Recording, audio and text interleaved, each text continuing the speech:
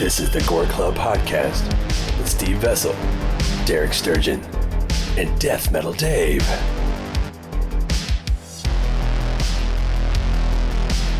That's kind of lazy. No, it's fucking brilliant. It's so entertaining. Yeah, I mean, we can just flow with this. Have John come in and then do a few minutes after John. All right.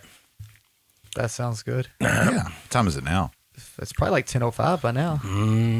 I have to have my phone out, everybody. I'm sorry. It's 10:10. It's 10:10, so we got 20 minutes before the Dugan calls Do you have in. questions set up for him and shit? No, I really wanted to talk about because he came from the theater. Yeah. He's going to talk about Texas Chainsaw Massacre. You know, you don't have to be. And I told him what what we were going to talk about, like 70's theater, grindhouse, all that kind of stuff. Can I mean, ask that's him- when he was like 18 years old. When he did in 74 or whatever. Can I ask him what he thinks the Sawyer family would do during the COVID times? Yeah, fuck yeah, you can. He's extremely political. That's why I like him too. Oh yeah, he'll probably go hard on that.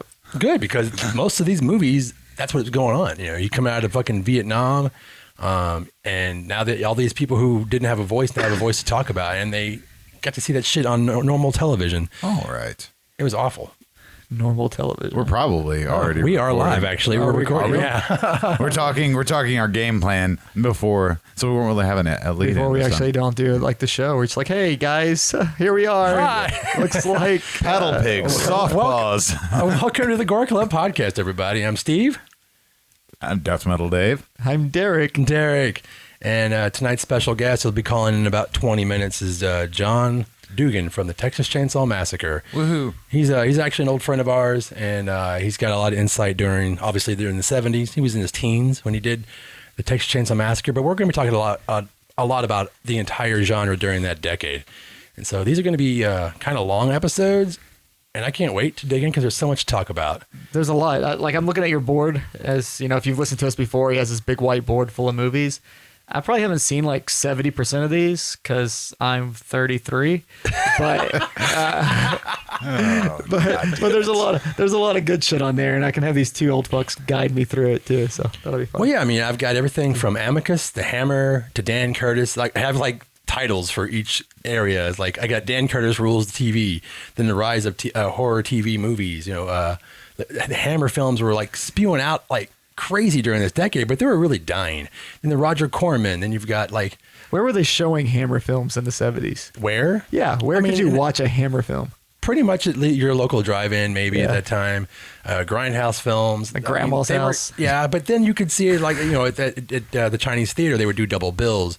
They were pulling out a whole lot of like Curse of Frankenstein and Horror of Dracula double bills at the time, trying to, you know, get the monster kids fed because they came out of the 60s. Yeah. Well, the 70s is like no more Alfred Hitchcock. You know, he's gone pretty much. He I think did like two movies in the yeah, 70s. Family Plot is one of my favorites, and it's his last Is movie. that the one with Karen Black? Yeah. Yeah. It's fantastic. I thought he directed one in the 90s. I thought he No. directed some shitty movie in the 90s. Not that I remember. I mean, I feel like that really happened. if you're watching this on YouTube, please school us, or Dave's on his tab over here. Maybe he can help us out before we get I know in the 70s he lobotomized by only did you like all. 2 movies. And that's why I felt like there's such a difference in the films, because all of a sudden it's not like that Hitchcock era anymore. Yeah. Or people trying to be him. It's all this weird shit. Or even like made for TV shit, like Trilogy of Terror. Like that was just Dan on TV. Curtis. Yeah. Oh, Wasn't man. there like 3 channels back then? And that shit was on one of them. There was the 3 main, and then you had the UHF channels, because that's where they got Trilogy it all. of Terror was awesome. What was the? I wonder what the ratings were on that when it first hit. Like how many millions of people watched? How many millions of people watched that shit when it came? They didn't really have there was nothing else- ratings then. Yeah, For they TV? they had For to have TV, something to no. tell you the fucking demographics Yeah. and shit. Yeah, they had fucking like everybody or rated X. I'm pretty sure. No, I'm not talking about. I'm not talking about ratings. He means like for television. TV Oh. ratings. Yeah, which is a totally different thing, because they weren't prepared for what was going to come in the 70s. Yeah, they weren't not at prepared all. for the anger and the outspokenness of the women's movements, the civil rights movement. They were not prepared for blaxploitation. They just were like, oh, okay, we'll put this on the mom and pop theater down the street. Like, holy fuck, what are we doing? Yeah, what are we showing? this? Showing Blackula. Yeah, fantastic Oh, shit. movie. Blackula, Yeah. Scream, I think, is actually a better film with Pam Grier. Yeah. It's a better film. There's so much to talk about for this decade. All those are on Shudder right now, by the way, too. So that's Even kind of better. Cool. Yeah, they're like all back to back. I was just scrolling through the other day and I was like, Blackula. I still have my VHS from that. Yeah, So I was like, yes. yeah, I mean, because when I was a dorky ass kid, you know, like 9 or 10, I just see the title. I'm like, that's fucking funny. What is this? And I watched it. I'm like, oh, this is actually kind of good. Yeah. And then the sequel is a lot better. You're right. But I didn't see that. Just the way it's structured and the plot and everything. Yeah. And Pam Grier. Yeah. And to be honest, like there's we can go so deep in this decade and try to get through it as much as we can. I had to even pull out my own book of just movies that I love and the movies that I wanted to see. I mean, there's so many fucking movies. Yeah, I didn't realize how many movies I loved from Canadian the 70s, movies really. are coming out. Italian films, which is like blowing the fuck kind of up. my thing there. And, Yeah. and like, I didn't realize a lot of shit was 70s. I just never pay attention. I always just assume everything I like's early 80s. Yeah. And then I started researching for this episode, and I was like, holy fuck! Like a lot of things I love are in the 70s, and then a lot of shit I thought was in the 70s, like The Shining. Fucking isn't. Yeah. It's like right at 1980. It's the cusp of the 80s. And I'm like, you tricked me. You lied to me. Well, and people always seem to interview John Carpenter, and we're going to kind of gloss over it because we're actually going to be specific about certain movies in the future with episodes. But, people always want to interview John Carpenter about the 70s, and he only did like 3 movies. Yeah, but Halloween's a pretty big thing. Oh, yeah. I mean, Halloween Halloween changed the landscape. And that's like really an influence on the 80s, though. Assault Halloween on Precinct 13. What we got in the 80s, all the slashers and shit, and everybody's like a fucking masked killer. Friday the 13th, and every other holiday has a horror movie now. Yeah. But if you go back Talk to about the Canadian movies. Yeah, if you go back to slashers, though, I mean, you have to talk about Black Christmas. Black Christmas. Black Christmas. I mean, it's like arguably one of the first slashers that set that whole genre in motion. I fucking hate Black Christmas. You do. I know so many people are. Tell me Oh, this is so good. This is why Derek and It just this is gonna be bores good. the living piss out of me. Every time I watch it, I fucking hate that movie. But you love Giallo films, and it's like the transition from a do. Giallo to a slasher. Yeah, maybe I just don't like that combination. Maybe they can just fuck off with that. I don't know. It's just like I like rap and I like rap and rock, but I don't like fucking new metal. Like Oh yeah, that's a fantastic Black fucking Christmas example. is like Black Christmas is new metal. Like, I could listen to Anthrax as I'm the Man, but I don't want to listen to fucking Limp Bizkit. Yeah. Okay, Yeah, see? that's valid. Yeah, Black Christmas is like Limp Bizkit. Like, but not like even like $3 Billy out Limp Bizkit, like those later ones that get really Okay, bad. I know. I'm not going to. I know everybody. I don't agree with this. Everybody just. But I see your point. How about that? Everybody just turned it off. Right, and we're gonna. I did like the remake. You have like Wes Craven up there, Romero. He was really hitting his stride during that time. David Cronenberg, like I said, and the Canadian guys coming down. Alan Ormsby, Bob Clark, Brian De Palma. Brian De Palma is fucking Dude, Phantom of Paradise. Holy shit! I fucking love that. I don't know what he was on during that, but good for him. I appreciate it. Everything. Evan Williams, man. And Williams did all the music for that, and it's just amazing. And Oh, I thought you said people- Evan Williams. I was like, No, him and Bourbon, yeah. No. Is it Andy Williams? I can't remember, but I should. I love getting eviscerated. Should you know that? Yeah, I should because I used to always talk about him when I was a kid, and now I'm fucking almost 50. It's like, what the fuck was his name? Senility. That's what I got. Senility. Senility. See, I don't even know what that means. You just I'm fucking. fucking senile. Oh shit! See, We've got Brian De Palma, Toby Hooper, Wes Craven, Romero, David Cronenberg, Roger Corman, the things that he helped usher in, especially the drive-in era. Because that's where you could see Roger Corman fucking movies. imagine if we try to list every Roger Corman movie. Well, luckily, No. ones he directed or ones he produced, it's not a whole lot during the 70s. But Really? Oh yeah, I was really surprised by that. I mean, he bought a lot of films. Was Piranha or Jaws first? Oh, Piranha actually got sued for ripping off Jaws. So it was after Jaws. Then. Yeah. Okay. Because I know Jaws kind of ushered in that big like monster movie, creature feature type shit. Mm-hmm. That's how we got like Grizzly and fucking Orca. Yeah, And all that I shit. love all those movies. I love them. You love Orca? I do. Yeah, I don't care. Dumbledore is fucking going after a big ass whale. Big ass whale. Yeah, I mean, I get it. Big whale. I don't think I've ever heard that said out loud before. So Sorry, it's man. kinda- Because it's one of those movies I saw on television, and I was like, oh, it scared the fuck out of me. yeah. And then you watch it now and you're like, oh, Well, I mean, it doesn't scare the fuck out of me, but I still appreciate what they try to do on a low budget. And speaking of like ratings, Jaws was PG. Yeah, that was the war. So that's one of the fucking movies. weird. You know, Yeah. a little kid gets fucking eaten. And they're like, PG. They show a totally eviscerated body. Leg flopping open. It's awful, and they just weren't prepared. It's like that's the transition of these new filmmakers. Are like, we're going to show you every fucking thing, Yeah. and you have no idea what's coming. Like, Was part 2 also PG? Or did they? Did by then they were I like, think by oh, then, okay, we're yeah. gonna because they stepped up the gore in that one. Spielberg too. went to war with the MPAA and helped develop the PG-13 because he didn't want an R rating for a lot of his movies. So movies that should have been an R, like Jaws, should be a fucking R, even by today's standards. Yeah, it's pretty graphic. It's graphic. It's got nudity. It's got some language. Does it? A little bit.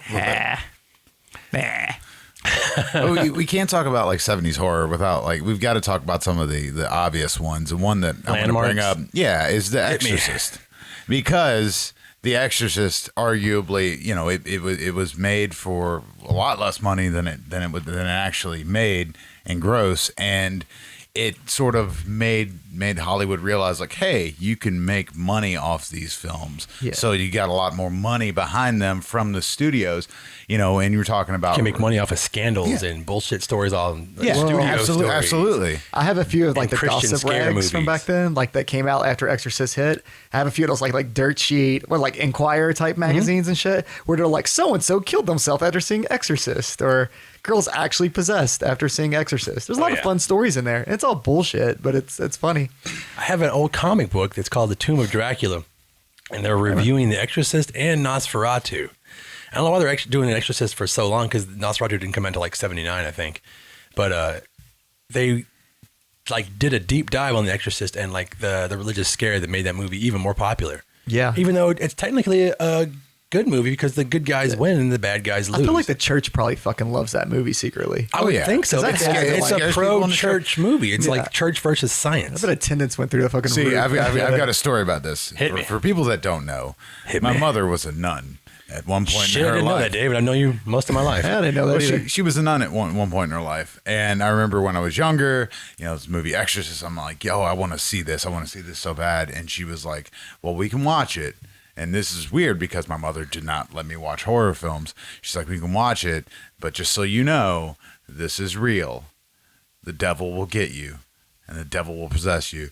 And it freaked me out. It freaked me out. But it really, really shook me when I was a child. And, getting older now and watching it, it's not as freaky, but still, if I watch it at home alone in the middle of the night, my brain starts working. All the Catholic upbringing is just going in. The Irish Catholic side of my family. Oh, yeah. The devil is real, and he will get you. I've never thought that. My mom was just like, doesn't watch that shit. So my mom was never like, oh, the devil's real. So you never had the religious guilt and all that from like watching movies or like the horror of the demons? No, my mom would always just kind of have that whole like, those are, you'll go to hell if you get into that stuff. And now she still walks in my house and she's like, this is like being in hell. And I'm like, okay, I like it. Fuck. I don't like your live, laugh, love bullshit, but here we are. And yours is more realistic. Yeah, mine is like real thing. Your fucking bullshit Hobby Lobby signs everywhere. Calm down. Yeah. I don't know, man. Like, I never got like, I don't think they watched it enough. Like, and when they did watch The Exorcist, which I'm sure my mom watched at some point, it's always on TV. So there's a lot of shit cut from it. Yeah. I don't think a lot of the weird shit that the movie's known for was shown on TV. Or like a lot of the medical procedures and all that kind of weird, creepy shit. I don't even think they get past that. My mom probably watched the first like 30 minutes. Oh, yeah. Like, when they're giving, that stuff's hard to watch. Even by today's standards, I think.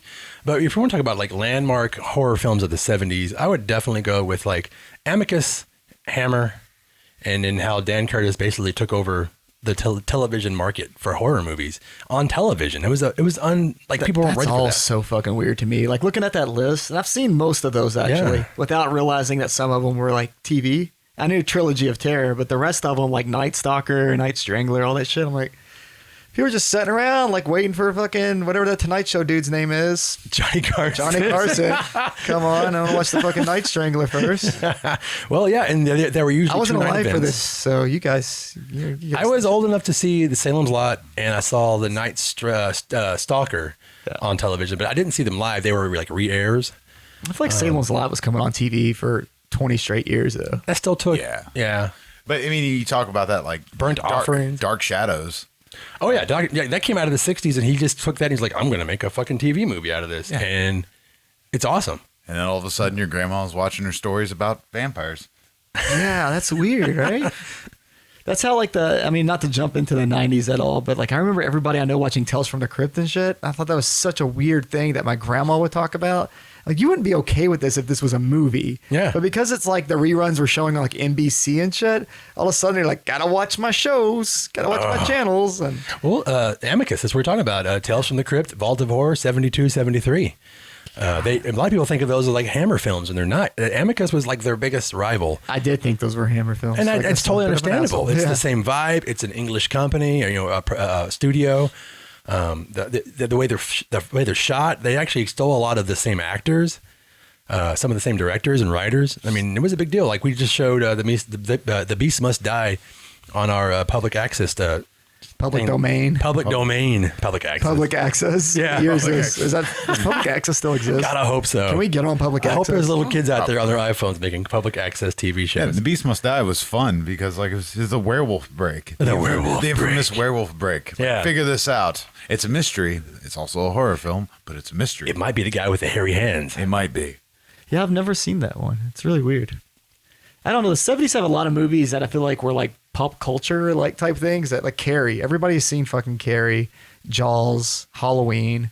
Yeah. And then you got these like deep cuts like the Tales from the Crypt movie or Vault of Horror, which was another one that like I didn't see that till like 5 years ago. Holy shit, yeah. Yeah, just randomly. So Amicus was kicking ass. They got the Madhouse, not the Madhouse, Madhouse with Vincent Price. And then Hammer actually, as they were dying in the 70s, they were super productive. I didn't even write up half the movies that are up there that they made that year, in that decade. Just some of the ones people know, like all the Dracula films, Taste the Blood, Scars, Satanic Rites, excuse me. 8072, yeah. Not yet. Is this the moment? Technically we're all dying. live on the podcast. Legend of the Golden. Steve. Damn it, Dave. Damn it, Derek. The DDs, my DD. There's just so many we can go through that are just landmark films like people didn't even think about. Like Vampire Circus came out and people didn't know about it until the Blu-ray came out. So it's understandable that you didn't know a certain movie came out a certain year. Well, that's what I was asking you earlier about like how were people watching Hammer films and Definitely TBS, and TNT. and Louisville, Kentucky in the 70s. We had Horror Host. We had two. We had the Fearmonger, and then I think his name was Richard Fry. I can't remember correctly on Memories of Monsters. Dick Fry. Yeah. Huh, that's unfortunate. It was my favorite, actually. It's one that people don't really talk about, but that guy, he was one of my favorites. But he was like dead in the 80s. You had Elvira, at least in this area, and then Richard Fry. Yeah, we picked up like the Chicago channels too, though, here. So we always picked up the Chicago channel, so you get the Chicago like horror host. The TBS. Yeah, and then the ones from like Indianapolis would come on the TV sometimes too. Sammy So, Terry. Yeah. Yeah. All those guys when I was growing up. But it was like super late night TV. Like you had to actually get through the paid programming shit to get to like the horror host stuff sometimes. So you had to go like maybe order a watch or two and then you can watch Sammy Terry. You mentioned a lot of the directors, a lot of the movies, and a lot of these directors got their start in the 70s too. They're big breaks. A lot of them came out of film school or just scrounged up enough money to make their first films.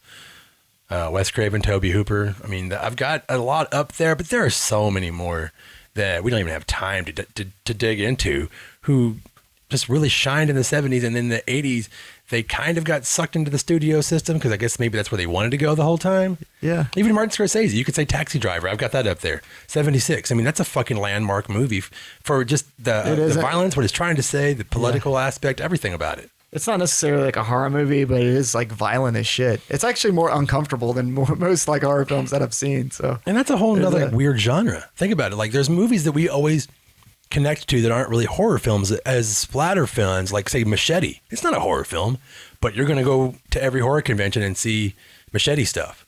Yeah, that's especially like Danny a Trejo. Yeah, and Robert Rodriguez being associated with it. That seems to be a weird thing that happens if you're like a horror director. Yeah. Anything you put out gets associated with the genre, even if it's not that. But how many horror films did Rodriguez actually direct? Like 2, 3? Yeah, really. Like From Dusk Till Dawn. Yeah, and then Planet Terror. Yeah, that's about it. Other than that, they're all even From Dusk Till Dawn. It's kind of more so an action movie, or yeah. I mean, I get it, but that's what I'm saying. Like, there's like that weird exploitation slant that came out of the 70s, or actually came out of the 60s, and really got bloody in the 70s. Well, the 70s is like all kinds of exploitation. Mavericks came out, and just there's a lot of great books about that. Joe Bob wrote a great book about it, Profoundly Disturbing. Yeah, he goes about the porno industry that came out of the 70s.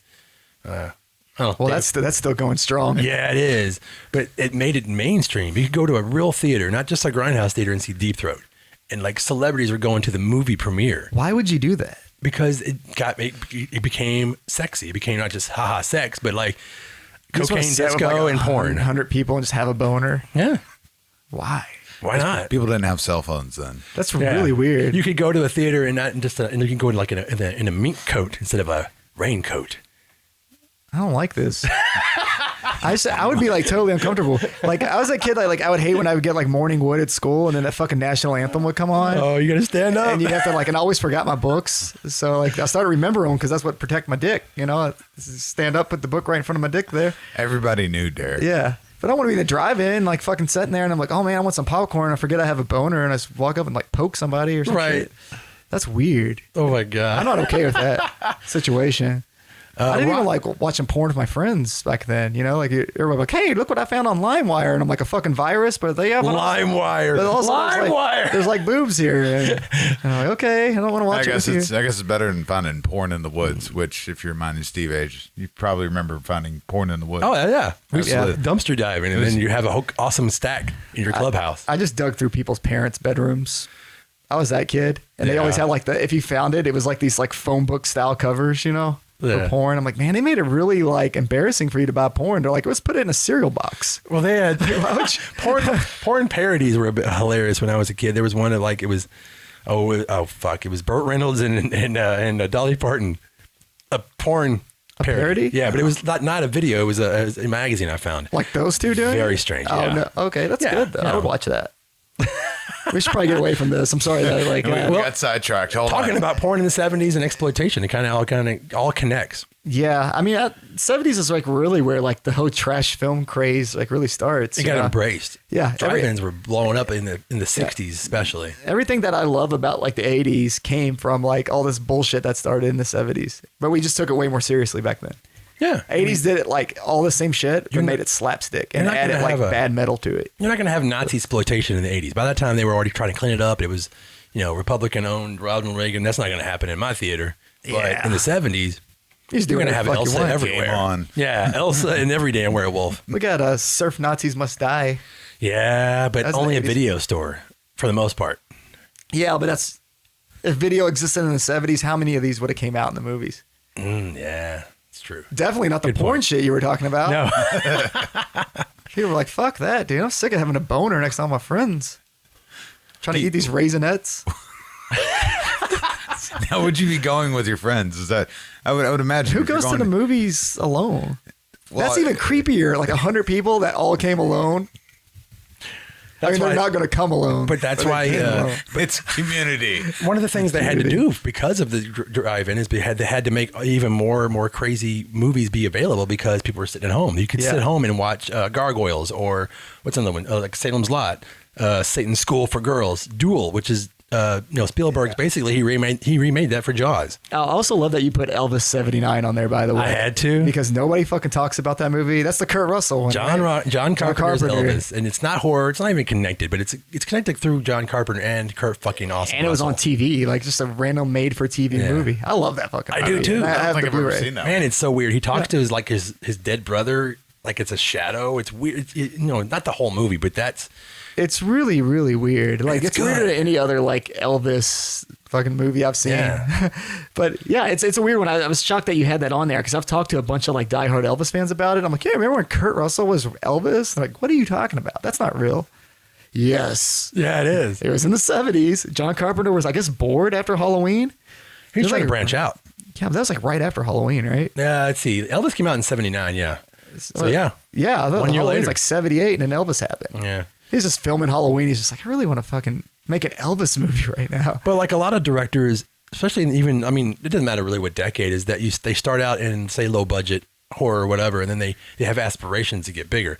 I mean, Romero did the same thing. He tried to make in the 70s. He did. There's Always Vanilla. There's what's in there? I mean, Season of the Witch is like a mishmash of like cut up movies, but yeah, it got marketed as a horror film. It's not. I don't think I like any Romero movie that's not a zombie movie. Oh, that's not true. The Crazies. Martin is fucking amazing. Okay, I like Martin. You're right. Martin, Dawn of the Dead. Dawn of the Dead's a zombie movie. I didn't know if anybody told you. I know.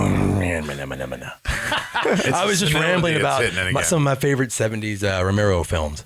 But yeah, I know what you're saying. But I what's funny is when we get to the 80s, we're going to do this episode at least once a month. So the 80s, Night Riders is my favorite Romero film, but it came out in 1980. So I love Night Riders. I can't talk about that yet. So shit, I can't really. Yeah, but we're in the 70s right now. I'm talking about 70s Romero. Yeah, the Crazies. 70s, Martin like is his avant-garde vampire film, and if you haven't seen it, you need to see it. Yeah, I think Martin's really cool. Dawn of the Dead's actually my favorite film of his. So That was my shit. Goddamn good reason. Yeah, but then I watched it with my kids and they ruined it for me because they hated it. Well, because they're seeing a bunch of gray, faced zombies. The blood was driving them crazy. With a 60s era before Stan bright Winston. blood. Well, I mean, like I was talking about, Dick The Smith, Exorcist sorry. scaring the shit out of me because my mother told me it was real. Like when I worked at the video store, kids would come in and be like, "Hey, I want to see a scary movie." I'm like, "Watch The Exorcist," and they'd be like, "That wasn't scary." I'm like, "You have no soul." Well, because people also watch it with like 5 or 6 people in the room now, and they all talk fucking through it. Take a stare at bathroom their break. phones and take Get up, bathroom breaks. Yeah. It's not different the when you same. turn all the lights off. You're not paying attention to anything else, and you're just watching this movie. Then The Exorcist is creepy. It's still fucking creepy. If I sat by myself at like 2 a.m., turn everything fucking off besides my TV, and just watch The Exorcist and get lost in it, it's fucking creepy. Or even The Omen, which I don't love. I've talked about that before. That little fucking kid. If you want to hear a story about him, go back a few episodes. You can hear me rant about that time at the convention where he tackled a guy. I think it was that kid, right? That's Yeah. what That was cool. the one. We Freddy got fucked. You'll also The Freddy learn got how to fucked story is great. I get all these child stars mixed up. But that movie was like genuinely fucking creepy. Like at the end where he stares at the camera and he's like sad for a second and then he kind of giggles. Right. And that's fucking weird. Yeah, man. Richard Donner told him a little joke or said something funny to him, and he got a little smirk out of it. Yeah. It's perfect. And it's that Perfect weird timing. way of like Great making you filmmaker. question what happened. Like, oh, what did this little kid do at all? Or is he just some innocent little goof? Yeah. Yeah, like you don't. I mean, the 70s also embraced the satanic panic almost at the beginning of it. Oh, yeah. Yeah, that's the that came beginning out of that shit. Rosemary's Baby, which the sequel to Rosemary's Baby came out in the 70s, and it's awful. What's the sequel to Rosemary's Baby? It's called, I think, Look What Happened to Rosemary's Baby. I know it's got to be up there. Yeah, it's actually a TV movie. Oh. I recently watched it while actually doing some homework on this episode, and I was like, I'll check this out. It has a lot of the same actors, has a lot of the Satanists that are in it, but Guy is different. It's not Nick Cassavetes. It's not oh my God, the star of the fucking movie, Steve. Yeah. Rosemary. Thank you. No, senility. We're going to go back to that. And hey guys, Oh, we got a call. we're going to accept. You got to accept. It's a tablet too. Hey, we're watching a video and we're gonna Floating. Maybe. yeah. John Dugan's calling in. John? Hey, did you use the video or the phone icon? Well, I used the video. Oh, wait a minute. Wait, hold on a sec. There we go. Oh, I gotta accept him. You got to accept it. Hold on. We're getting new at this, people. We're not doing a split screen. There he is. We're not doing. There Oh he my is. God! Look at the titties. Look at them titties. Johnny's titties. Yeah, No, it's okay. I'm going to explain to everybody. We're not doing the old split screen bullshit. We're actually going to have him as a guest. it is really hot down John's calling from Tennessee. Oh, it also sucks in Louisville right now. here. It's fucking hot, man. It's fucking hot down here today. Yeah. If you can tilt your phone or your camera a little bit more. There you go. Sweet. There he is. We miss you, baby. Can you hear us? TV! Hey, baby. Yeah, I can hear you fine. Derek is off to your right, You're right. but you can't really see him. But Who's he's the guy? Oh, fun. this is Dave. This is Deathmetal Dave. This is Derek. If you saw Derek's face, you'd know Derek. You know Derek Sturgeon. Nobody remembers me. That's okay. Probably. He's off to your right, but you really can't see him. But yeah, we're doing this a little bit different than most people would do it. I left the neighborhood over 6 years ago, believe it or not. Oh, I know. Holy shit. Yeah, John used to live in Louisville. That's how we all know him. Yeah, it doesn't sound that long. Long ago. Yeah, I lived a 20-minute walk from your joint. yeah, it's true. I miss seeing you at the Gore Club, baby. Yeah. Yeah, we're I actually just missed my Gore Club president. we miss you. We're digging dick deep into 70s horror and thanks. exploitation right now. And I knew that you grew up through that whole. How old were you when you actually filmed the first Texas Chainsaw Massacre? Like 18, 19? I was 20. 20. I was close. It was it was 47. It was 47 years ago this month. Jesus, fuck. Shit. I thought I read that you all started filming 47 years ago. This week was when it started filming. I mean, it could be wrong. The summer of holy shit. Holy. Yeah. No. I did. Oh, we got a little bit of stag. Oh, we got frozen. It's okay. It'll unfreeze soon. We got you on free. We're freezing you. Oh, the internet must be really bad out there. Or maybe it's our internet. Maybe it's our internet. Could be ours. I like how it's frozen on your face, though. You can't. You probably have no idea. There you go. Sweet. Okay. We're doing all right. Yeah, we're doing all right. We kind of froze up on us a little bit. Better? Yeah, there you go. You're looking good. Yeah, well, you know what? I don't. Oh, well, so are you. You know what? I've lost 45 pounds since I last saw you. Yeah. But that's the cancer diet, you know. I figured once I got it off. Well, this just got real heavy. Off, you know. This just got real heavy, John. Thanks. Yeah. Hey, you know, there's nothing like having just eating through a tube in your stomach for 6 months to lose a little bit of fucking weight. I don't think I ever want that to happen. Yum yum. Yeah, yum yum. Yum yum. Eat them up. You miss all the flavor of all the good food. It's just like slime. It's okay. I had so much radiation in my mouth I can't taste a fucking thing anyway. Well, I can now, but I couldn't for the first couple of months. But, so how's things going in Louisville? Oh, we're good, man. Besides demonstrations and the fucking lip dickies still being assholes. Oh yeah, I don't even know if you remember, Steve. I'm sure we talked about this. But when the LMPD first got online and had their first website, it was lmpdky.org, and it was on all the backs of all their cars. It was pretty much said Limp Dicky. You know? I love you, John. I knew you were going to get political, and that makes us happy. It said Limp Dicky, except with all the the vowels taken out of it. So we all started referring to them as the Lip Dickies, and in about 6 months they changed the fucking web address. That's the way to get hits. Man, They finally caught on. the cops there they've been assholes for years, man, and murdering assholes now. They've always been murdering assholes. Sons of bitches shot my dog, my cat. They shot my neighbor. Was the woman who owned the Cahoots. Oh yeah, Marcy. Yeah, Martha. She lived. I can't remember. She lived across. Marcia. She lived across the street from me, on the same side of Fernwood, but across the street. And one afternoon, I was sitting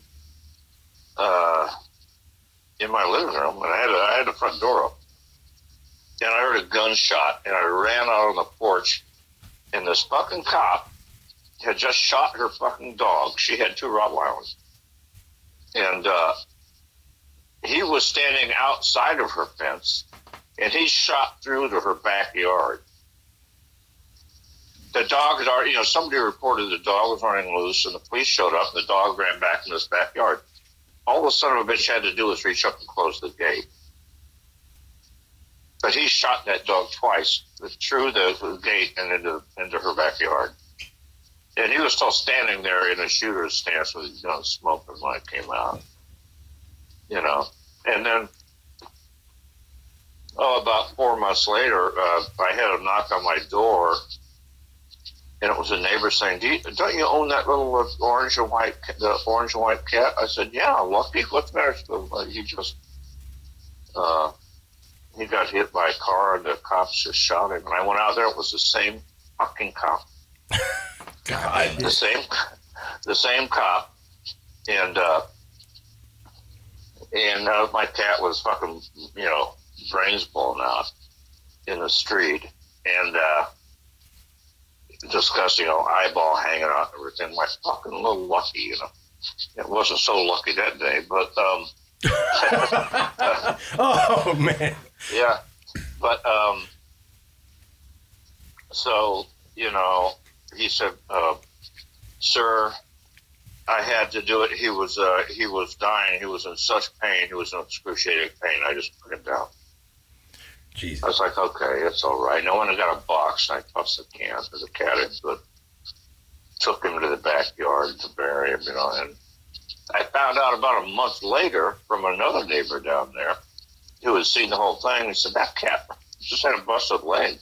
I don't know why the cop killed it. That cat was fine." I said, "Are you kidding?" He goes, "No. Maybe a broken forepaw or something. There was practically nothing wrong with that cat." The son of a bitch. So, this is what a fucking idiot I am. And I've done this in 2 different cities. I called the fucking precinct and filed a fucking formal complaint about the cop. I said, "You have a trigger-happy asshole in the neighborhood, and I want him rode up." Well, in order to do that, you have to give your name, address, phone number, all your information. Well, after that, every cop in the precinct had it out for me. I'd have to get home from work. Yeah, that happens. And if I wanted to go out, I'd have to go home from work, drop my car off, and walk to the nearest place to go have a couple drinks, fuck around. And about 2 years after that, I was living on Bucher Street, near Varson Road. I was coming home after going to the Indian grocery store and liquor store a couple blocks away, and I had a 12-pack of beer, and there was this couple extremely drunk, really drunk, just weaving down the street, and the guy was bleeding from where he down his face from where he apparently just staggered into a fucking wall of a building or something, Sounds like. And they were just like terrible. And I was behind them, staying behind them. And they came up to a van, opened the door, and they had about a fucking 4-month-old baby in a car seat in a fucking van. So I dialed 911, and I said, "You have a highly intoxicated couple here, and they have a baby in the car. Please send somebody." I know it's... And then the owner of that Indian restaurant that's open all night there, it's like a bar, and there's some Indian guys on it. He came running out, and they'd walked on their check. So he came running out, and he reached in, and he pulled the keys out of the ignition. So they couldn't take off. And the police showed up. And this woman was acting going, with this baby, when the cops got there. And, I said, you need to call the Child Protective Services right away, officer. This woman is in no way, shape, or form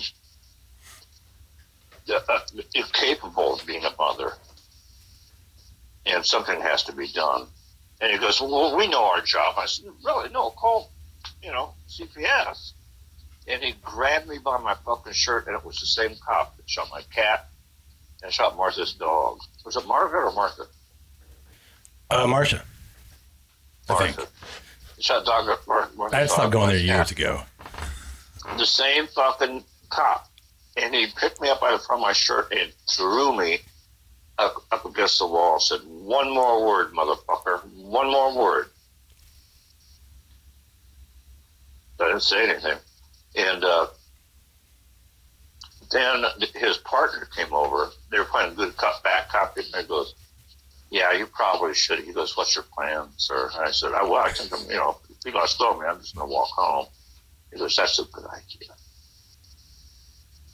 But they knew who I was. They knew that they knew exactly who the fuck I was. I'm sorry to get me so serious on. No, you don't have to apologize for a fucking thing. We get political on here all the time. We're always taking political jabs. We're always talking about politics. And that's the thing about this genre, especially during the 70s, is uprising, revolution. independent filmmakers coming together and having something to say because they just lived through the fucking 60s. And now it's our turn at the time to be like, you know what, I'm going to make this exploitation movie, but the subtext is human rights. Yeah, and I'm super glad that story didn't end with that cop shooting the baby because I thought that's where it was going. Yeah. In my stupid mind. No. Like he's going to shoot the baby. Yeah, don't apologize for a fucking thing, cop. John. Well, we keep it light because the world is fucked, but we always make sure that we always going back to talk about, like we're talking about blaxploitation. We're talking about all these reasons these things kind of happen.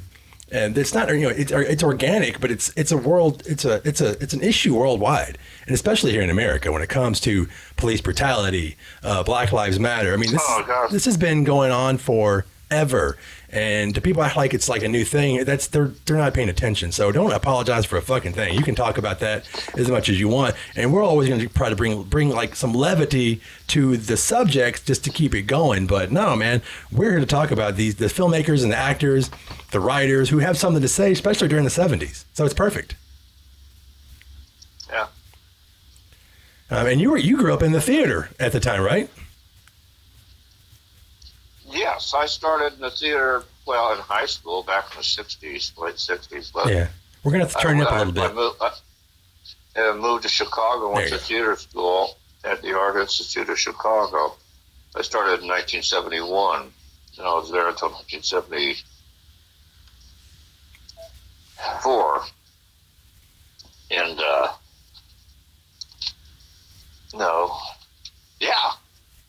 I was still there when I did Chainsaw. Because that was the summer of 73, right? Yeah. Yeah. Summer of 73 Really came out in shot. 74. Yeah. Yeah. And I was there one more year after that. And then we're not here like to talk about Chainsaw with you. I wanted your perspective on that timeline because you lived it. You lived during those times of when people had something to say, like I said, coming out of the 60s. And Vietnam wasn't even over yet. There was some great independent film coming out there. Oh, they're fucking amazing. Well, Easy Rider being, one of them.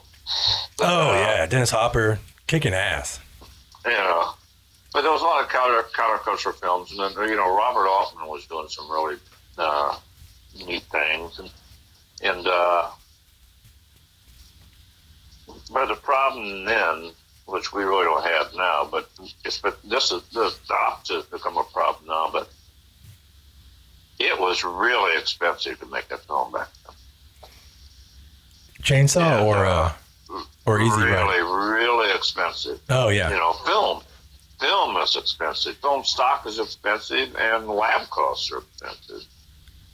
And I'm glad you talk about that because a lot of people don't think about that.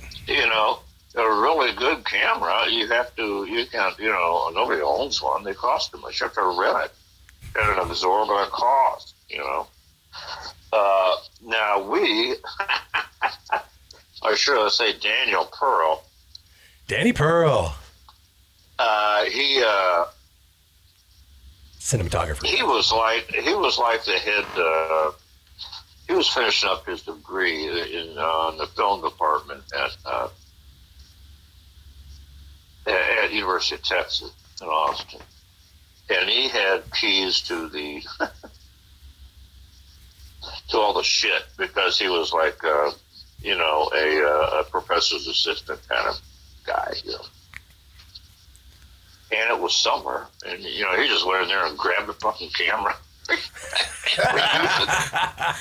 Yeah, they'll never know what was missing. No. And he and Toby and Kim, or he and Toby and other filmmakers who were involved in that film had been saving short ends of film stock too, in our refrigerator. So we were using, some leftover film stock. Who was that? They poking their head in there. Oh, that was Derek. Derek's off to your side. Hey, Derek. Yeah. Hey, Derek. Derek's just hitting the bottle over there. Yeah. So strange. I just ate a couple fucking edibles, man. That's what I'm talking about. I'm kind of like, what the fuck was that? Where was I? You were talking about Danny Pearl, Kim Hinkle. Yeah, and but the lab costs, we didn't have camera costs, but still, dollies and dolly track and lights and all that shit all had to be rented. And eventually, we didn't have enough film, to do the whole film, so film had to be bought. And then it had to be sent to there wasn't a decent lab in Texas then. So the film had to be shipped every day to Los Angeles, overnighted, developed and overnighted back. So the cost of doing film back then, and we did it on the fucking cheap, man. I mean, really, I think our original budget, I think I had this down to the fucking penny. The original budget was $85,000, and we ran out. Oh, I bet. Like the first week in August. The film alone. First week in August or so. And so we shut down. And the producers and the production manager and everybody went scrambling trying to find money. Went to the Texas Film Commission. Maryland had a couple really good connections there, and they managed to chip in, and they found somebody, and we got another $50,000. So we finished the film for $135,000, which is fucking unheard of. So cheap for something shot on film, particularly, And then there was another $100,000 cost in post-production, so we did the whole thing for $235,000. Got it on the screen for $235,000, and it made countless tens of millions. You would never see it. You would never see that money. No. Bryanston fucked everybody.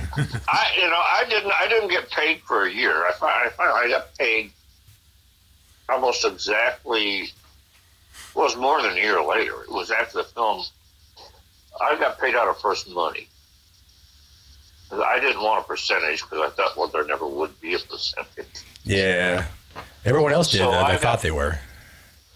I got paid out of the first box offices. So it was like the first or second week in October. I got a check in the mail in my little coach house apartment in Chicago for $637. Oh, my God.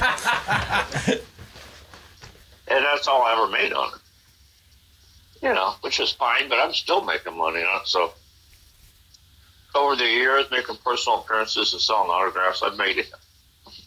It was not a bad few days' work, let me tell you, Daddy-O. It was just hot. That's a paycheck that just keeps on coming.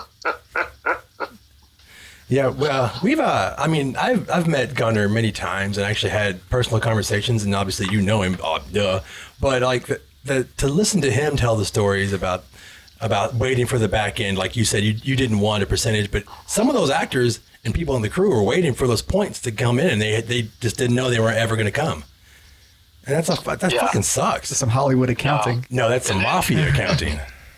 Then when everybody started suing everybody, it was taken out of circulation for like 7 years while they worked things out in court and all that shit. Yeah. And finally, I think the cast and any crew or whatever that may have had points got a pittance, a few grand or something. You got some crumbs. I'm crushing your head with my crumbs. And I'll squeeze your face. I love that show.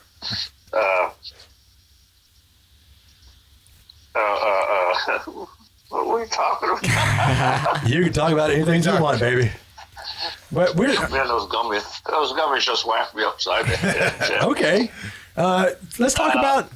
If you want to talk about something else, we can. Let's talk about some of your favorite things that came out of the 70s, besides the movies you were in. Oh, no, I know. I was going to say, I remember okay. Gunnar telling me years ago. Oh, that's right. We were talking about Gunnar already. I told her to talk about back. He's high and I'm senile. And you know, and he and I had done this film in Tennessee called Shutter, and you know, I've gotten a base day rate, which was not much. We both had, and oh, they lose me. We lose you, John. We lost you for a second, John. We're trying to do our no, there we go. There you We're go. back. you know, what I've learned over the years is there never is a back end. Somehow they make it so there never is a back end. You know? Yeah. I mean, some people have made really good back end deals. Very, very, very few. Very few. You know, like fucking Keanu Reeves. In the whole Matrix Yeah. thing, it didn't take a salary. Went for back end deal and did quite well. Oh, yeah. You know? But they actually, you know, they stood by their deal. You know, and yeah, that's kind of a thing for an established actor to do now. You know, if they think this thing's going to be a huge hit, they'll turn down their salary and take a back end deal. You know, and if the producers want to gamble on that, you know, they'll do it.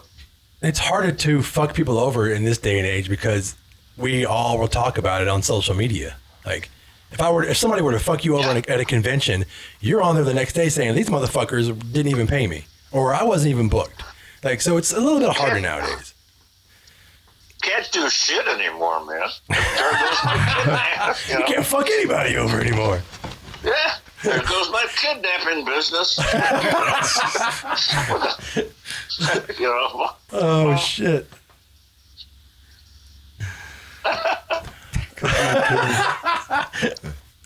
Oh, you keep locking up on us. It was my bestiality website. You know, people who think bestiality is dirty.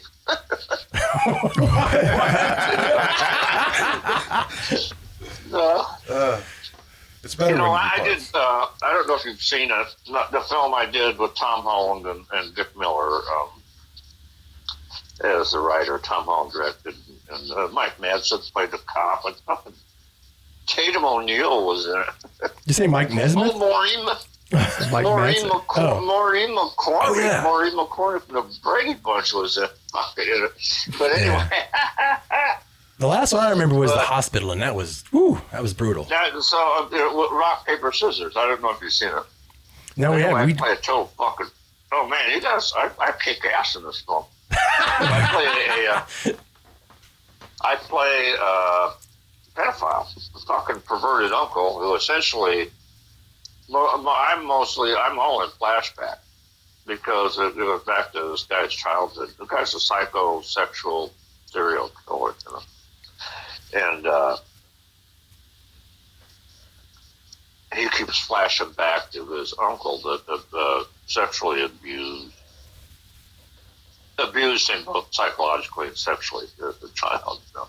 Yeah. So I had to research pedophilia a little bit, you know, to do the role. Oof. And because man, I didn't want to fuck this up. It was a good opportunity to work with Tom Holland as director. You know, a script by Dick, and I just loved the role so much. I mean, it's you can just shoot the fucking scenery up with something like that. And Literally. Excuse me, my nose was. It's free. That's a great freeze frame. It's a great freeze frame.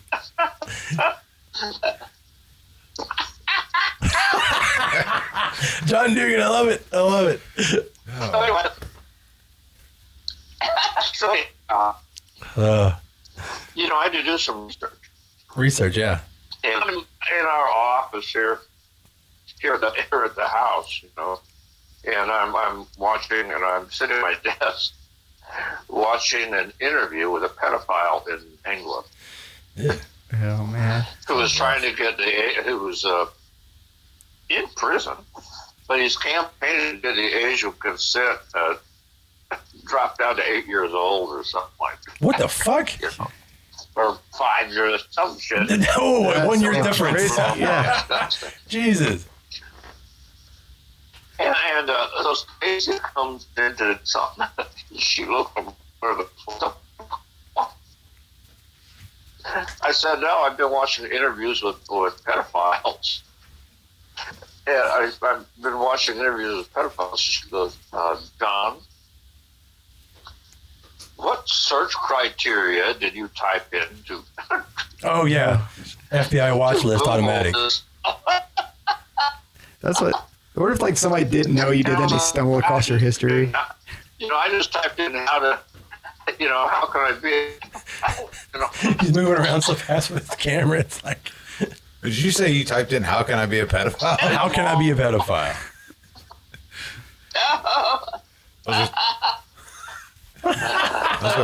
You're definitely on the FBI watch list. I learned more than I did more than I really cared to doing that fucking thing. God. It's dedication, sir. That's dedication. Oh, I love this episode. Oh my gosh. What? So since we're on a roll talking about... Oh, we are on a roll? We're on a roll. What Okay. things would happen. I want to know what you think the Sawyer family would do in the COVID crisis. Oh, that's a great question. What would the Sawyer family do right now? Right now, during the... I think that I think they'd have the coolest masks of any neighbor of theirs or anything. Yeah. Absolutely. They make everybody wear a mask. Yeah. And we're talking about they could you and your probably family, by the way.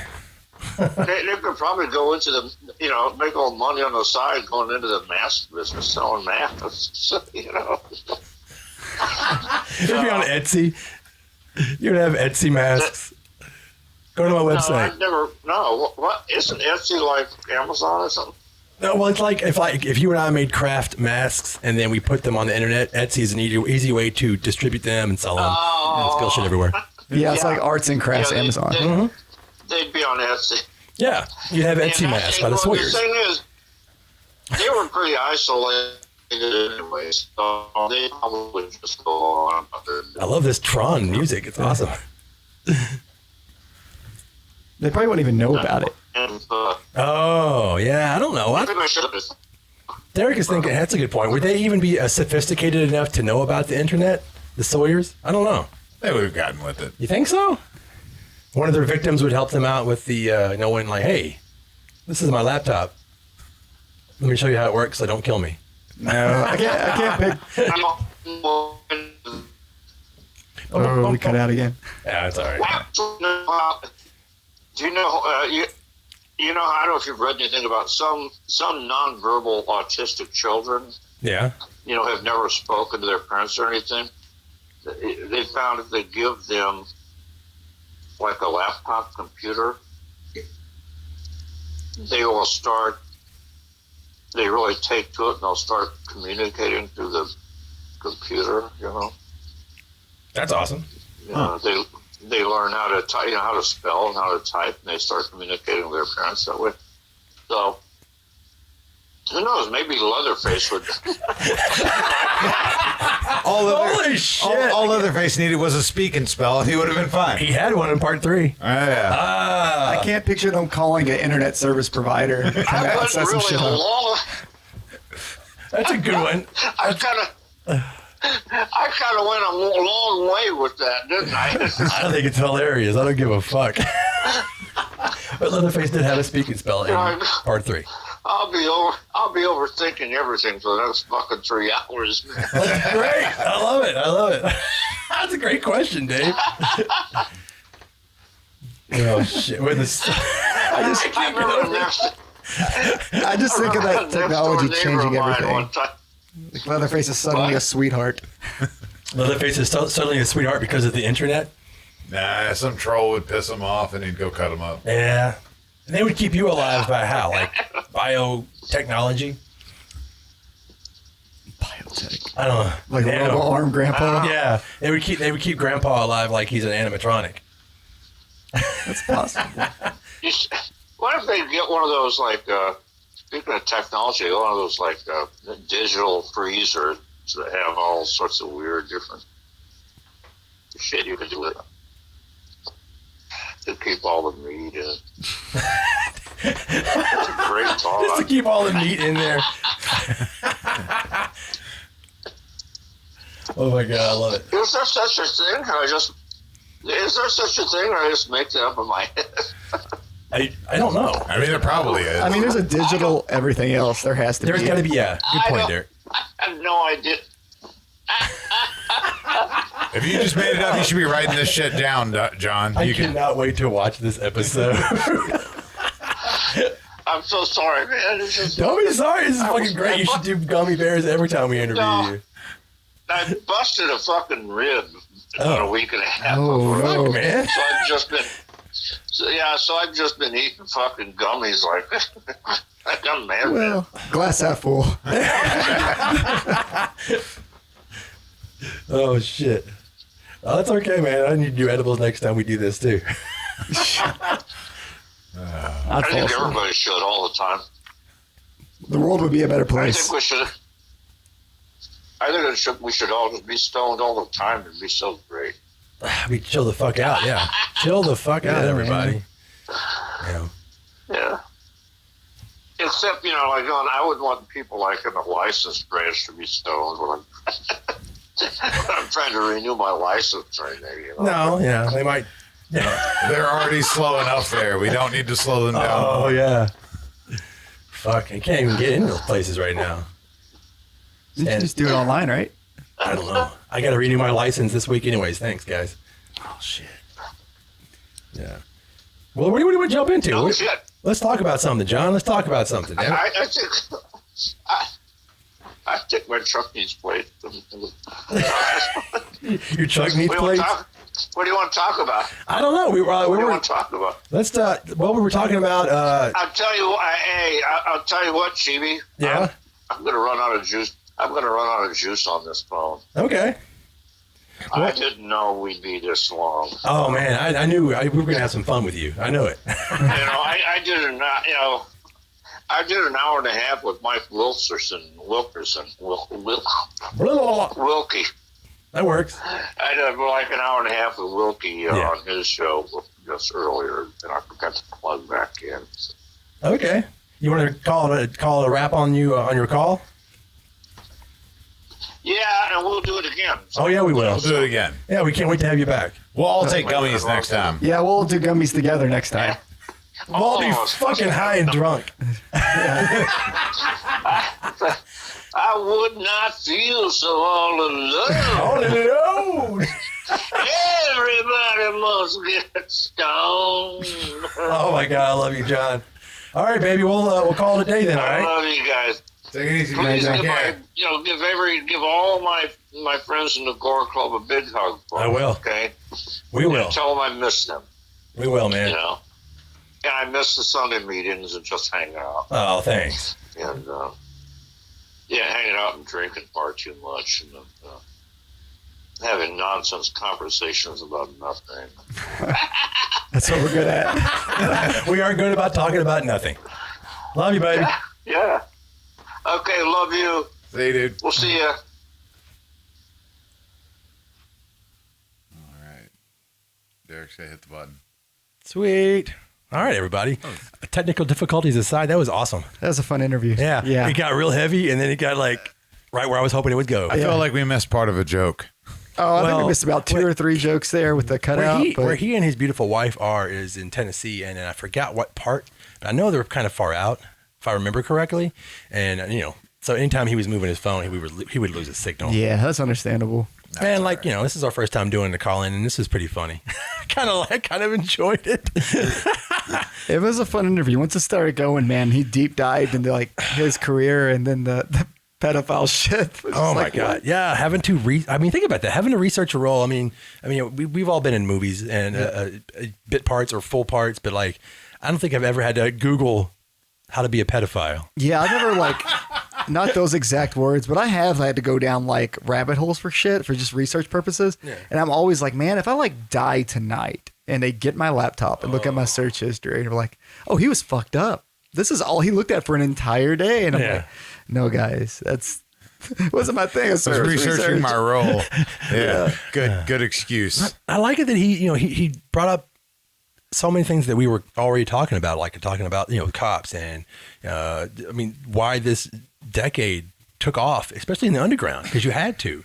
And then being a low budget filmmaker, just worrying about how much fucking film costs.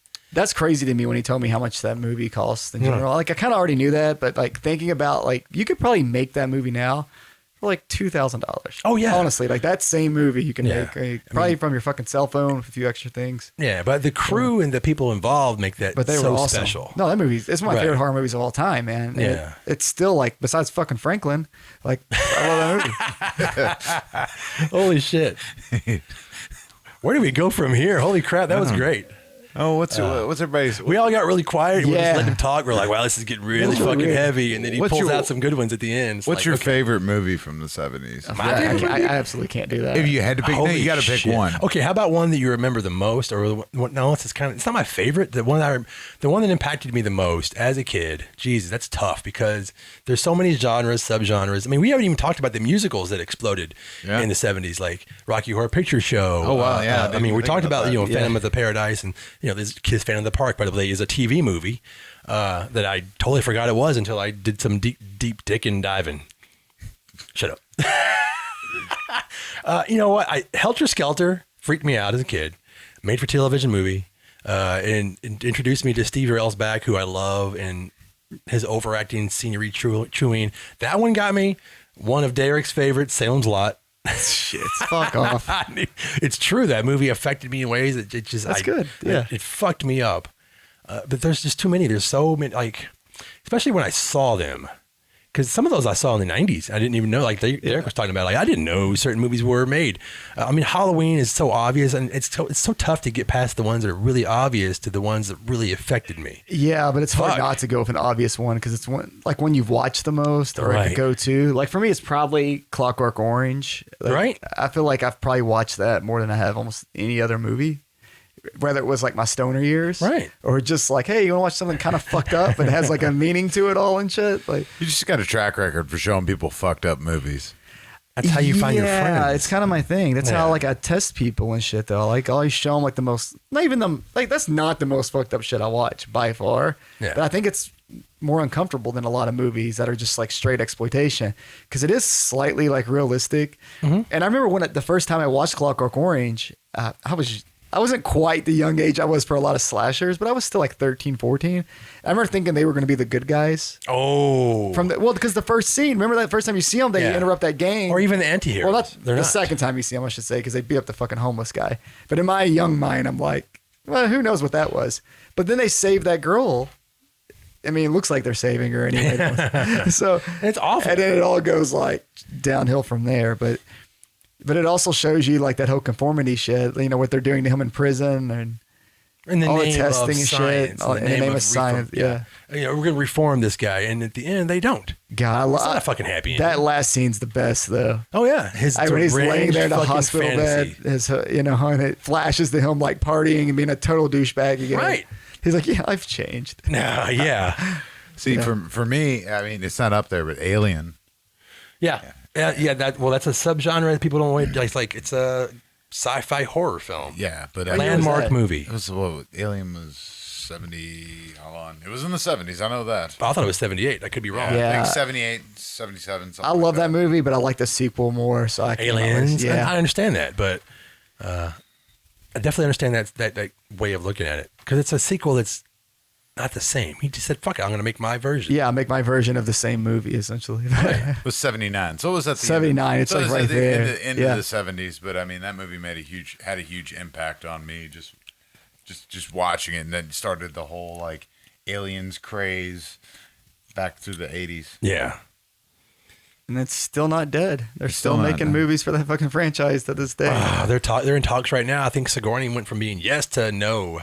I don't know. She'll say yes eventually. Should probably be what hard role no. is she gonna play? Is she gonna be? They'll clone her or some shit. Again? Like, it's a clone. Yeah. Let's keep doing that. You can do that forever. I get excited by those movies, and then So that's the only one, Dave? Is the Alien? That's Oh, the no, one? no. I mean, that's one of my favorites. But I mean, Dawn of the Dead is obviously neat. There's a lot of easy ones, man. But, I didn't put a lot of easy ones up there, actually. you know. Yeah, you went like you dug deep for this, and it's crazy how many of these like I haven't seen too. Like that's what I talked about earlier. I was like, "Fuck, man!" Like I thought I was pretty familiar with most of the content. Then I see this list, I'm like, damn, either I haven't seen it or I saw it once, and it's just been wiped from my memory. Because I'm sure a lot of these have been shown at your bar at some point. Oh, yeah. But The Christopher Lee vampire and bourbons. Like, Christopher Lee vampire movies. Oh, the Hammer films, I remember absolutely. a lot of those, just watching them. But I mean, Death Race 2000. God damn it. Roger Corman, man. Death Race 2000 is fucking awesome. That's what I had him sign. I have that 11x17 like shitty poster reprint from that. Yeah. And that's what I had Corman sign the one time I met him because I was not prepared to meet him at all. So I was like, well, what's one of my favorite movies? Fucking Death Race. So I'll buy it from like the bootleg poster guy at the convention. Had him sign it. I don't care. And I have never seen that dude again. This was that was 11 years ago. And I haven't seen him at another convention since then. I haven't either. He doesn't. I don't know if he makes it out this side. This Yeah, at coast. least in this, in the Midwest or, Maybe he met you and was just like, that's enough. fuck that. Yeah, probably. I'd understand. I got a shitty picture with him because the Gore Club founder, Jake, took the picture and he Yeah. has shaky hand. So, like, my eye looks like it's not connected to my face because it's that weird blur, you know? I'm like, fuck, man. I'm never going to meet that dude again in my life. And I got this shitty picture. Have you ever seen the sequel to Death Race 2000? Not the one that everyone knows. It's called Death Sport. I have it up Yeah. Yeah, I've seen there. that. It's like a loose follow-up, I would Not really my say. thing, Yeah. It's with the crystal swords and all that and the motorcycles. I don't even, I guess it's like I said, it's like a loose follow-up. Yeah, I love That's even a that term. first one so fucking much, though. And that's just because I watched it so many times. It's really not like the best movie, but I love that shit, man. That's just that cheap Roger Corman bullshit. And David Carradine. Well, they did a proper sequel to it. What was it? What, like the Jason Statham shit? No. I actually like those, by the way. I like them. There's multiples? Yeah, they actually made one with Malcolm McDowell. He's like the president of I the can United see that. States. Yeah, Yeah, and he it's does so a lot. over the top. And it's just like the original. If it's straight to DVD, you fucking call Malcolm McDowell. He's on it. He's your guy. I mean, Caligula, all that, the movies he did in the 70s, Clockwork Orange. Yeah. I mean, I didn't put those up there because to me, it's I love him because he's it's such a part of our film. vernacular. We talk about those movies all the time. I should have put them up there. The Town That Dreaded Sundown is not up there. There's Yeah, that was 70s? Yeah. See, I wouldn't have thought that either. So that's cool. And that's one I Based on a do like fucking the true remake. story, too, yeah. I like the remake of that one. So yeah, surprisingly, that it was fun. really good. Yeah, and that was like straight to DVD, kind of no coverage for it. Yeah, that was good. Maybe that's how a movie has to be good these days. If nobody fucking talks about it, it usually ends up being better than the giant Hollywood remakes. And we could dig into The Last House on the Left. That's one that always gets talked about, though, I think, when it comes to 70s movies, how the cinema has changed. I mean, I can't remember the last Wes time I even Craven's watched first that. film. Yeah. And he, grew up like a Baptist, I think, and he was not even allowed to watch these kind of movies until college. He didn't see a horror movie until college. And he comes out of college and makes that. Yeah, Fucking what awesome. happened to him in college? Baptist upbringing, not college. He got woke, baby. It's like all those like sheltered kids that become drug addicts and shit. Yeah. But Wes Craven was like, I'm gonna make movies. I don't want to smoke crack. I'm gonna make Last House on the Left. Well, he had the opportunity to continue and make a good life for himself, and he was like, "Nah, I'm gonna make this fucking." Oh, he's grindhouse gonna movie." I mean, Yeah. I think he still made a good life for himself. but it's still struggling as a filmmaker compared to what I think he. How long was his struggle though? If he made Last House on the Left, fresh Which out of college. nobody made money off of, probably. Yeah, but then Hills Have Eyes. Sean went on to make Friday the 13th, but he didn't do it with Wes Craven. He did The Hills Have Eyes, and he did a movie. I cannot remember what it was. Was it Sisters? If you're watching this on YouTube, put in the comments for us. But he did that to fund The Hills Have Eyes, and I can't remember what the damn name of the movie is. Look it up, Dave. Thank you. Wes Craven. And he made a fuck ton of money in the 80s. Yes, he did, but that's the 80s. The 80s is, like I said, those filmmakers who came up from nothing to If I make a could start getting paid, Yeah. but still trying to make a statement, maybe. If I John could struggle Carpenter for 10 especially. years, I'll take that. Hell yeah. 10-year struggle. I got you. Are you talking about the movie that he made after After Last House on the Left, but before The Hills Have Eyes, the movie he The did. Fireworks Woman? There you go. He Yeah, I've never made seen that that. one. He made that to make money. He made that. He just wrote that Yeah. title too. He's like, I'm going to make a movie called The 'Cause he fucking was- Fireworks he was Woman. credited as Abe Snake. I didn't know that. That's fucking hilarious. I didn't know that. Wait, Wes Craven's credited as Abe Snake? Yeah, it's just credited Abe as Snake. Abe Snake. Because he Made- didn't want his name on it? I guess. Made Yeah. it fun. The Hills Have Eyes, yeah. Yeah. Well, I wouldn't want my name Is that on what it says? the fireworks Yeah. woman. Fuck yeah. That's smart. Is it a horror movie? What is that? It has to be a family movie. There's the not fireworks even, woman. There's not even a Wikipedia page for it. So Oh, there I has to don't be know. a trailer for that somewhere. Probably. We'll find it. Fireworks woman. Somebody put that on our YouTube page on our From in the comments. director of Last House on the Left. And it's probably like ice creams and like pastels. It's gonna be like that fucking man in the ice cream suit shit from Stuart Gordon. Except Stuart Gordon did that because he wanted to, not because he had to. Yeah, make fuck another it. movie. He parties. But yeah, He yeah, goes, man. Yeah, I mean, like, Toby Hooper, of course, had Texas Chainsaw and Eaten Alive, that's another. I don't like a lot of Hooper stuff outside of TCM, honestly. But Really? I love Yeah. Invaders from Mars. I love Life Force. Oh, Life Force. Well, I love the posters for Life Force. Poltergeist. Everyone, I know it's supposed to be a Spielberg movie, but I don't care.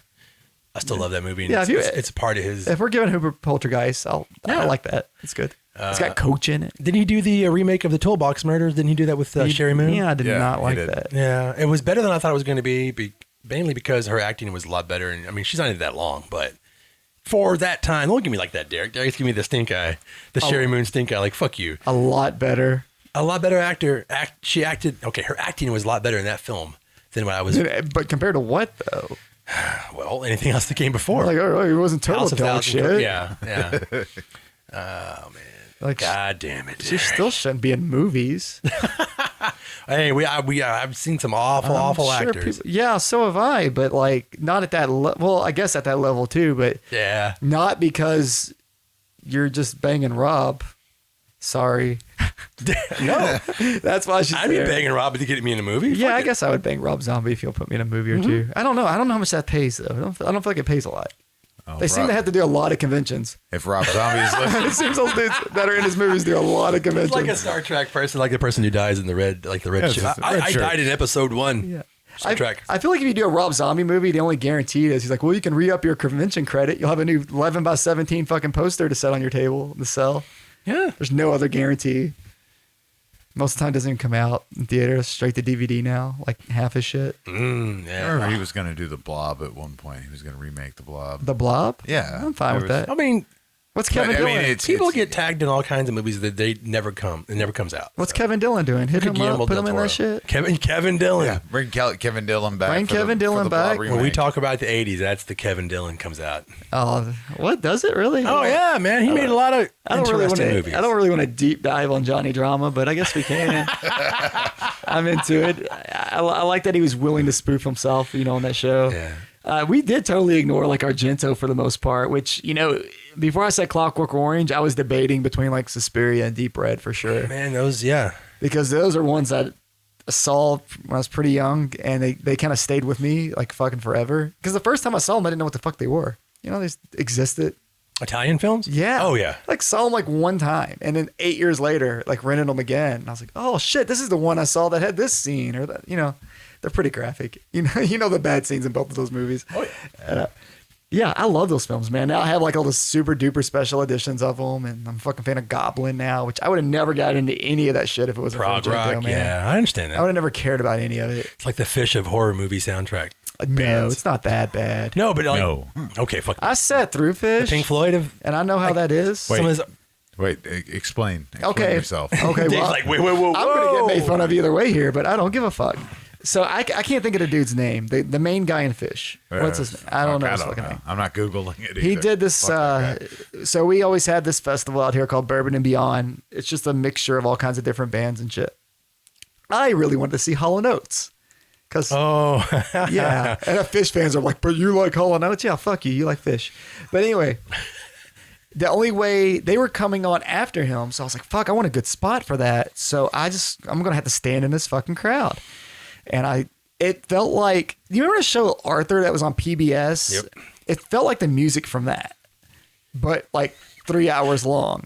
It was just all happy and fucking lame and cheerful. And everybody's like 60 and stoned in the crowd. And they're like, oh, this is the best. And I'm like, I just want to see fucking Hall & Oates. watching you. And it almost wasn't worth it. But then Hall & Oates, they killed it.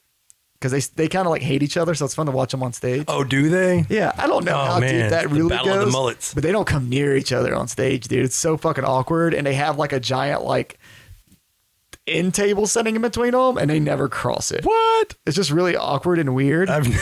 But they're both still really good live if you like that type of shit. I'm a fucking cornball, so I love Hall & Oates, but I fucking hate Fish so much. So I don't like that you compare Goblin to them. Okay, I'm sorry. That was like that was a long fucking fuck you, Steve. Right there.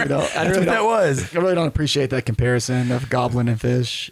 I don't think Fish has ever been on one movie soundtrack. They shouldn't be.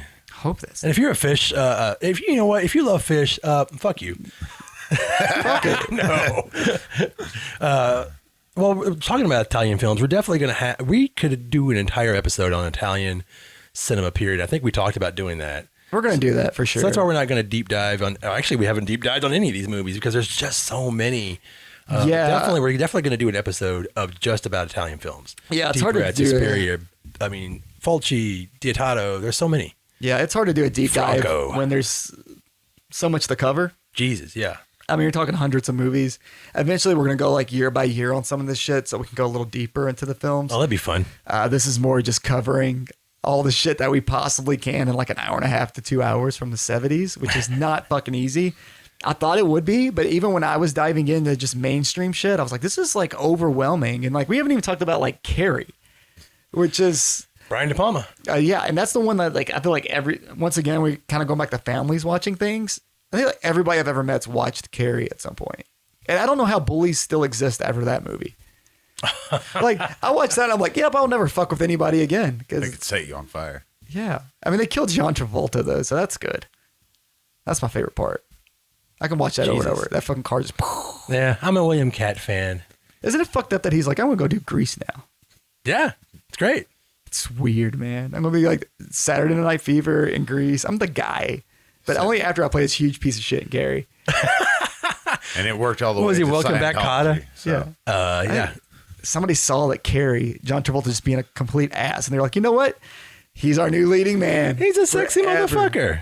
He's all right. Speaking of John Travolta, you want to talk about Kelly Preston? We just lost Kelly Preston. Oh, yeah. Yeah. From Dusk Till Dawn. I mean, so, name off a bunch. I mean, I lost my pad. I made so many notes this week that I have lost my notes in my head. Because there's so much to talk about, but I definitely want to talk about Kelly Preston and maybe even Danny Hicks. Yeah, we went into the Hicks rabbit hole last week. A little bit, yeah. I was hoping to get to talk to John Dugan about Danny Hicks because I know they were friends, but we'll definitely, like John said, we're going to have him back a couple of times with less technical difficulties. It's like a weekly thing right now, like a new celeb's dropping off, especially from that genre. Right. And she was fairly young, right? Like 57, something like that. She did a movie I remember called Spellbound, and it was just like a witchcraft movie. Kind of generic. I think Vestron put it out. I know it was like, I think I saw on the Unholy VHS. Just like a witchcraft movie, as in like the She's like genre the sexy... of witchcraft, or like the movie film series witchcraft? No, not those witchcraft movies. Like a witchcraft style, like, it's a satanic panic movie. But not just that was my first porn. introduction to her, except for what she did. What was it? She was like the drunk girl in, I don't know, God damn it. Look her up, buddy. Space Camp. Yeah. Space Camp I don't know if she was the drunk girl in Space Camp. Dave's got the tablet if you're listening to us, but if you're watching us on YouTube, you can see him. So we don't always keep going into these voids of, I can't remember. Yeah, when we feel like digging through our brains, which does happen from time to time, we got Dave with the tablet now, which that's good to have. Yeah. Especially for something like Kelly fucking Preston, because I don't. Yeah, I don't. I didn't even know she was married to Travolta until 2 days ago, or whenever she passed away. She was also in Twins. Twins. Oh yeah. Oh no, she's the best part. Her and Chloe Webb. Chloe Webb is is like Twins. the girlfriends. With Arnold and Danny DeVito? Yeah. What did you think I was talking Chloe Webb is with Danny, and then Arnold has Kelly Preston. I don't remember the cast of Twins. I just remember the cover of Twins. I don't even know what that movie's about. I guess they're twins. Okay, this guy. What's Twins about? Somebody explain to me. Are we going to talk about twins on a horror podcast? Okay. If you could just give me a brief... quick synopsis. Okay. Yeah. Danny DeVito and Arnold Schwarzenegger get separated at birth. Arnold Schwarzenegger has all the good genes. Danny DeVito is, quote unquote, the shit. And then they meet. This is bullshit. That's not even realistic. Those two can't be related. He's Austrian or whatever. He's raised by a doctor on an island. Yeah. Like Dr. Monroe? God, that would be awesome. Twins again. I don't know, man. From the director. I've seen that cover Frank so many times that Henenlotter. I've never bothered like trying to find out what it's about or anything. Yeah, that could be a good horror movie, like Schwarzenegger, DeVito. just these evil twins. Evil, yeah, Which Twins one's of the Evil, evil which twin? is a good Hammer film. So Arnold's the evil twin, and DeVito is the good twin, and DeVito has to stop Arnold. DeVito wouldn't be the good twin. Oh, I think he should be though. Yeah, this little switcheroo on us. A little switcheroo, and he has to stop Arnold. Back in their prime. Like, This episode is everywhere. I love Can you it. imagine the fight, the final scene? If it's a straight up fist fight, yeah, I would love that. Just remake Commando, but except have Danny DeVito play Arnold's part, and Arnold's playing Vernon Wells. Oh, I'd watch that. See, I think Danny DeVito really missed the boat on becoming an action star. He really I don't fucked think up. it's too late. Yeah, I mean, just hit the gym for a couple weeks. You can fuck him up. I mean, I can't make his arms longer. They're gonna be like weirdly short no matter what. Oh my But he's God. just built that way, like an egg. We're gonna wrap this up, guys. Yeah, we're running so long, our cameras are failing. Is there anything else that you were talking about earlier? The only other one was when we were going to the Italian films. Yeah, Don't Torture a Duckling was another one that really kind of fucked me up when I first saw it because, we didn't even deep dive into this at all, but when I used to watch horror movies as a kid, I always felt safe because kids never died. Every movie I ever watched, like if I watched the 80s films, like Friday the 13th and all those, they kill like people that are 19, 20, Yeah, like the teenagers and counselors. babysitters or high schoolers that look like they're 30. But like kids never die. Kids are always safe. Even in like, Friday the 13th, when the kids were actually there in like part 6, he didn't kill a single kid. Like, what the fuck, Jason? They didn't do anything wrong. Yeah, but just get to it. Like, why wouldn't you kill them? But then I see something like, child murder. yeah, but then you see Don't Torture a Duckling. That's all it's about is child murder. Like, but it starts off with like 3 kids getting murdered, and it leads to like this mystery of like a whodunit type of thing. And there's like this witch that's in town, and they're blaming her, and then she goes through some brutal shit. I don't even want to spoil it because if you haven't seen it, you should totally watch it. But it's also like a shot at like the church because there's some like kind of villainous shit going on behind the scenes with like the church system there, the Catholic Church. Which to me is like in 1972 is pretty ballsy, talking about like child abuse within like the religious systems. Oh yeah. Yeah, it's really off the wall and it stayed in my head forever. I actually recently just went back and watched it because I bought the DVD. I had a special edition like maybe 2 years ago. Didn't watch it, just sat on my shelf because I remembered like it kind of fucking me up. Oh last yeah. time I That's watched one of it. those movies you pull out. So then You're like "Ugh, I watched I'll it watch again and I'm like, man, it's still like, it was the first time Fulci really did that really graphic violence. Like the gross shit that he's known for. That's the first time he did it was that film. And he's doing it like on kids for one. And then like some of like the women and shit in it. But it's just like a really fucked up like murder mystery style, like Italian film. And it's forever. Like there's so many scenes in that are in my head. And I was scared. Like when I saw it, it's like 14, 15. I was still like scared to go ride my bike and shit. Because for a short time, because I was like, fuck, somebody's going to scoop me up and murder the shit out of me. Because these kids are getting like their fucking brains knocked out and being found in rivers and shit. And like this whole town's like, we don't know who did it. Has to be her. She's a witch. Like that old school, like, Oh, yeah. type shit. I'm like, man, I kind of live in like a podunk neighborhood here. So they'd probably do that too. They're like, blame the creepy lady down the street. Yeah. And it's kind of shot like in a cinema verite look. It looks like almost like a documentary style. It's very dry.